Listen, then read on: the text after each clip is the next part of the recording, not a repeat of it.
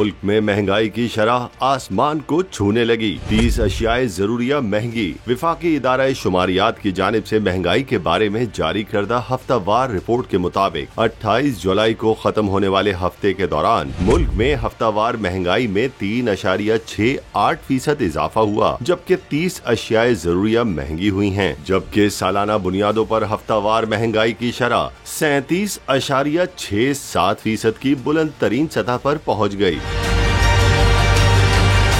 मुल्क में एक हफ्ते में 30 अशियाए जरूरिया महंगी, 7 अशिया के निर्खों में कमी रिकॉर्ड हुई, जबकि गुज़िश्ता हफ्ते 14 अशियाए जरूरिया की कीमतों में इस्तेहकाम रहा। मुल्क में जिन 30 अशियाए जरूरिया की कीमतों में इजाफा हुआ उनमें टमाटर, दाल, चना, दाल मूंग और दाल माश समेत दीगर दालें, घी, लहसुन, चावल, बिजली, नमक, लहसुन, बीफ, मटन, आलू, खुला दूध, दही, चीनी, सादा रोटी, चाय की पत्ती, LPG, एनर्जी सेवर, माचिस और दीगर अशिया शामिल हैं। रिपोर्ट में कहा गया है कि चिकन, अंडे, सरसों का तेल, प्याज, केले और गंदम का आटा की कीमतों में कमी वाक़ई हुई है।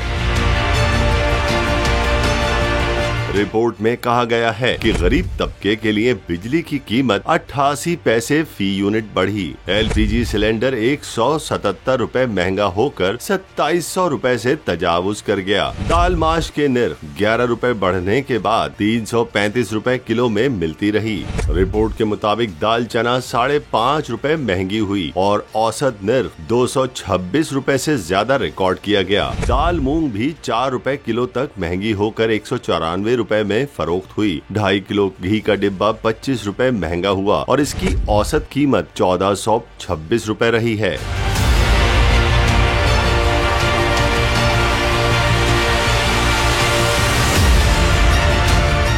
सब्सक्राइब करें और बेल दबाएं ताकि कोई खबर रह न जाए।